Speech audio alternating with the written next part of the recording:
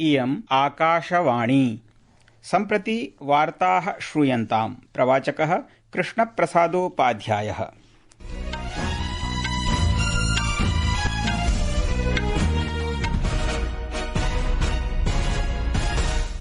आदौ मुख्यवार्ताः।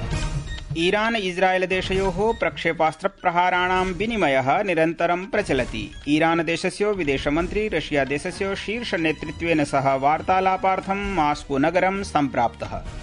आयरलैंड देशे कनिष्क विमान विस्फोटस्य 40तमे वर्षे केन्द्रीय मन्त्री हरदीप सिंह पुरी अन्ताराष्ट्रिय समुदायम् आतंकवादं विरुध्य एकीकर्तुम् आहूतवान्। कृतज्ञराष्ट्रं डॉ श्यामाप्रसाद मुखर्जीवर्यस्य बलिदानदिने श्रद्धाञ्जलिम् अर्पयति।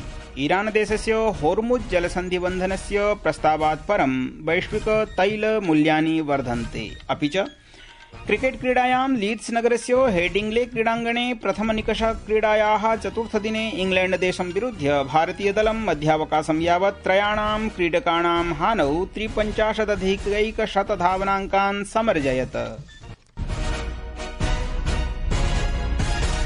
अथ वार्ताः विस्तरेण। ईरान इस्राएल देशयोः मध्ये संघर्षः नैरन्तर्येण प्रचलन्नस्ति। र्यूटर्स इत्यनुसारम् अद्य येरुसलम नगरं भयाक्रान्तमासीत्, यतः तस्योपरि प्रक्षेपास्त्राणि दृष्टानि, सुदूरञ्च विस्फोटाः अभवन्। तदनन्तरम् इस्राएल सैन्येन मध्य दक्षिण इस्राएल देशे रक्तवर्णीया सञ्चेतनाध्वनिः प्रसारिता। ईरान देशस्य परमाणु सौकर्येषु अमेरिकायाः आक्रमणस्य प्रत्यक्ष प्रतिकाररूपेण विश्वस्य महत्वपूर्णतमेषु तैलवायु नौवहनमार्गेषु अन्यतमस्य होर्मुज जलसन्धिं बन्धयितुं प्रस्तावः ईरान देशस्य संसदेन सर्वसम्मत्या अनुमोदितः। परन्तु अन्तिमोपक्रमे ईरान इत्यस्य सर्वोच्च राष्ट्रिय सुरक्षा परिषदः अनुमोदनम् अपेक्षते। चीनदेशः ईरान इस्राएल देशयोः शत्रुतां शमयितुम् आवाहनम् अकरोत्। अमेरिकादेशस्य सैन्याधिकारिणः सम्पूर्णे देशे सैन्यसमूहान् अत्यधिकजागरूकतायां स्थापयन्तः सन्ति। अमेरिकादेशस्य राष्ट्रपतिना डोनाल्ड ट्रम्प इत्यनेन ईरान देशे शासनपरिवर्तनस्य सम्भावनेति विषये सङ्केतितमस्ति। ईरान देशस्य विदेशमन्त्री अब्बास अरहग्ची इत्येषः रशिया देशस्य शीर्षनेतृत्वेन सह उच्चस्तरीय संवादाय रशिया देशस्य राजधानीं सम्प्राप्तोऽस्ति। ईरान देशस्य दीर्घकालिक मित्रराष्ट्ररूपेण अस्मिन् क्षेत्रे महत्वपूर्णशक्तिरूपेण च रशिया देशः अस्मिन् गहनतर संकटे सम्भाव्य मध्यस्थः इति मन्यते। भारतदेशः ईरान इस्राएल देशयोर्मध्ये वर्धमान संघर्षे ईरान इस्राएल देशाभ्यां भारतीय नागरिकान् प्रत्यावर्तयितुम् ऑपरेशन सिन्धु इत्यस्यान्तर्गतं बृहन्मात्रायां निर्वासनप्रयासं प्रचालयति। नवीनतमविकासे ईरान देशस्य मशाद नगरात् विशेषविमानेन गतरात्रौ 85,200 भारतीय नागरिकाः सुरक्षितरूपेण नवदेहलीनगरं प्राप्तवन्तः।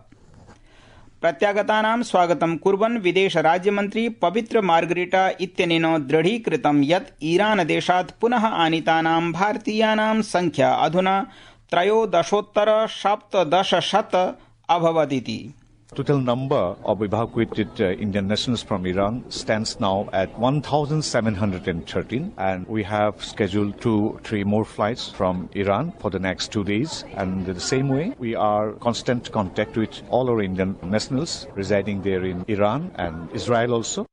तत्सम्बद्धे परिवर्तने इस्राएल देशे जॉर्डन देशे च भारतीय नियोगैः संयुक्तप्रयासे 60,100 भारतीय नागरिकाः निष्कासिताः।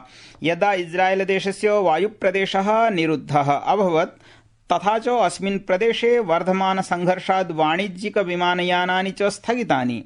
विदेशमन्त्रालयेन ईरान इस्राएल देशयोः स्थितेभ्यः भारतीय नागरिकेभ्यः आग्रहः कृतः यत् तेहरान नगरस्य भारतीय दूतावासस्य आपत्कालीन सहायता केन्द्रमाध्यमेन नवदेहली नगरस्य अहर्निश चलायमानेन नियन्त्रणकक्षेण च सम्पर्कं स्थापयन्त्विति। संस्कृतवार्तायाः संस्करणमिदम् इदानीम् आकाशवाणीतः प्रसार्यते। सममेव कार्यक्रमोऽयम् आकाशवाण्याः अन्तर्जालपटले www.newsonair.gov.in वेबसाइट इत्यत्र अथ news on AIR mobile app इत्यत्र अपि उपलब्धो भविष्यति।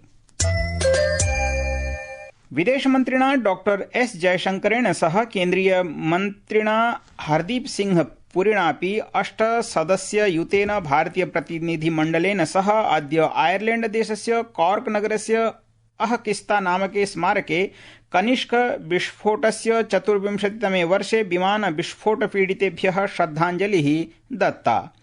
85-एकोनविंशतितम वर्षस्य अस्मिन्नेव दिने कनाडादेशस्य मॉन्ट्रियल नगरात् लंदन नगरमार्गेण नवदेहली नगरं प्रति गच्छत् एयर इंडिया विमानं 82-100 आयरलैंड देशस्य तटात् दूरं वायौ एव विस्फोटितम्।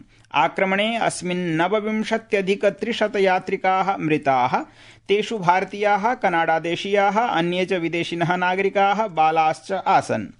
विदेशमन्त्रिणा डॉक्टर एस जयशंकरेण उक्तं यत् आतंकवादः निकृष्टतमेषु कार्येषु अन्यतममस्तीति। अवसरेऽस्मिन् हरदीप पुरिणापि उक्तं यत् आसंसारम् आतंकवादं विरुध्य एकता प्रदर्शितव्येति। Terrorism and extremism remain a very real present-day threat, one that many of our countries know very well. What is often forgotten is that terrorist takes away the most fundamental of rights, the right to life. And whether the act is committed on 9/11 or 26/11 or Pahalgam, the effects are exactly the same. Innocent lives of people who have nothing to do with the differences that might emerge end up laying down their lives. अद्य कृतज्ञराष्ट्रं doctor Shyamaprasad Mukherjee वर्यस्य बलिदान दिवसावसरे तस्मै श्रद्धाञ्जलिम् अर्पयति। प्रधानमन्त्रिणा नरेन्द्र मोदिना doctor Mukherjee वर्यं प्रति श्रद्धाञ्जलिः समर्पिता। सामाजिक प्रसारमाध्यमे श्रीमोदी अलिखत् यत् डॉक्टर मुखर्जी वर्येण देशस्य अक्षुण्ण अखण्डतायै अतुल्यसाहसेन सह सत्प्रयासाश्च प्रदर्शिताः। राष्ट्रनिर्माणार्थं तस्य अमूल्ययोगदानं सर्वदा श्रद्धया स्मर्यते इत्यपि प्रधानमन्त्री अवदत्। डॉक्टर मुखर्जीवर्यः 53-एकोनविंशतितम वर्षे अस्मिन्नेव दिने श्रीनगरस्य कारागारे निगूढपरिस्थितौ राष्ट्राय हुतिम् अगच्छत्। भाजपेति दलस्य राष्ट्रिय अध्यक्षः जेपी नड्डाः नवदेहली नगरस्य दलमुख्यालये डॉक्टर मुखर्जीवर्याय पुष्पाञ्जलिं समर्पितवान्। श्री नड्डाः अवदत् यत् डॉक्टर मुखर्जीवर्यः एकः स्वातन्त्र्ययोद्धा सामाजिक परिष्कारकश्च आसीत्, यो हि जम्मूकश्मीरस्य भिन्न विशिष्टतायाः विरोधम् अकरोदिति।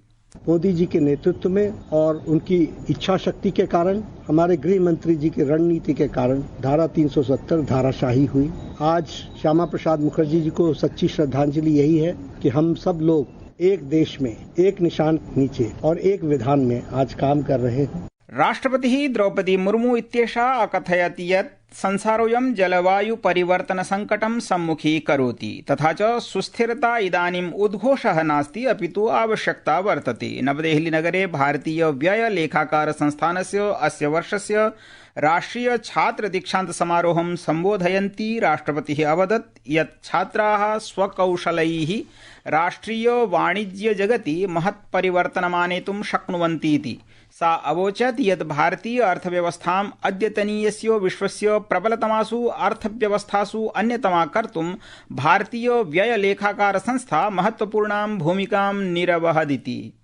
ICMAI has been a partner in the country's progress as it provides highly valuable support to policymakers, to central and state governments, as well as to various organizations in developing cost-efficient strategies, systems and manuals.